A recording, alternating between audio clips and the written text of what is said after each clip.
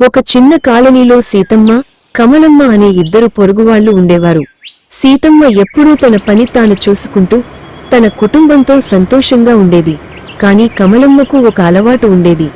పక్కింట్లో ఏ మంచి జరిగినా చూసి కుళ్ళుకోవడం. ఒకరోజు సీతమ్మ కొత్త చీర కట్టుకుని బయటకు వచ్చింది. కమలమ్మ, నా కొత్త చీర ఎలా ఉంది? బాగానే ఉంది.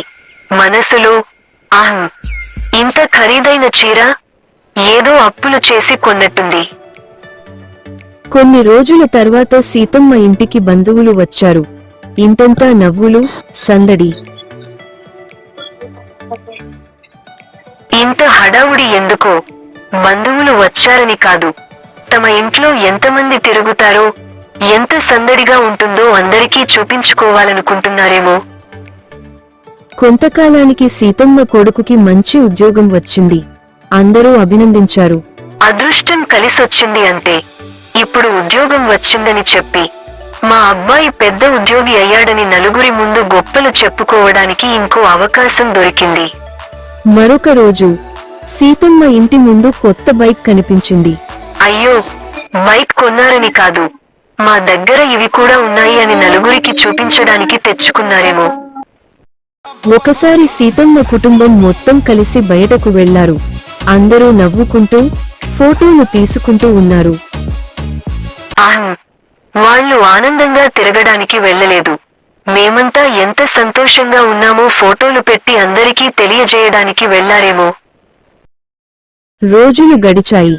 కమలమ్మ పక్కింటి సంతోషాల్లో లోపాలే వెతికింది. కాని తన ఇంట్లో ఉన్న ఆనందాన్ని మాత్రం గమనించలేదు. ఒక రోజు సాయంత్రం కమలమ్మ కొడుకు తన అమ్మ దగ్గరకు వచ్చాడు. అమ్మా, ఒక మాట అడగనా? అడుగు నాన్న. మన ఇంట్లో సంతోషం ఎందుకు కనిపించదు అమ్మా? ఏమిట్రా అలా అంటున్నావు? నువ్వు ఎప్పుడూ పక్కింటి వాళ్ళనే చూస్తావు అమ్మా. వాళ్ళు ఏమి కొన్నారు, వాళ్ళ పిల్లలు ఏమి సాధించారు, వాళ్ళ ఇంట్లో ఏమి జరుగుతోంది, ఇవే ఆలోచిస్తావు. సీతమ్మ అత్త కొత్త చీర కట్టుకుంటే ఆమె ఆనందాన్ని చూడలేదు. ఆ చీర ధర ఎంత ఉంటుందో ఆలోచించావు. వాళ్ళ ఇంటికి బంధువులు వస్తే వారి ప్రేమను చూడలేదు. వాళ్ళు చూపించుకుంటున్నారని అనుకున్నావు. వాళ్ళ కొడుకుకి ఉద్యోగం వస్తే వారి కష్టాన్ని చూడలేదు. అదృష్టం అని తీసిపారేశావు. అమ్మా, ఇతరుల సంతోషాన్ని అనుమానిస్తూ మన ఇంటి సంతోషాన్ని మర్చిపోయాం. మనకు మంచి ఇల్లు ఉంది, మంచి కుటుంబం ఉంది, ఆరోగ్యం ఉంది, ప్రేమగా మాట్లాడుకునే మనుషులు ఉన్నారు. ఇవన్నీ అదృష్టం కాదా అమ్మా? ఇతరుల జీవితాల్లో ఏముందో చూస్తూ ఉంటే మన జీవితంలో ఉన్న విలువలు కనిపించవు. పక్కింటి ఆనందాన్ని లెక్క పెడుతూ మన ఇంటి ఆనందాన్ని కోల్పోవద్దు అమ్మా. ఎందుకంటే పక్కింటి సంతోషం మనది కాదు, కానీ మన ఇంటి సంతోషం మాత్రం మన చేతుల్లోనే ఉంటుంది. ఆ మాటలు కమలమ్మ గుండెను బలంగా తాకాయి. తాను చేసిన తప్పు అర్థమైంది.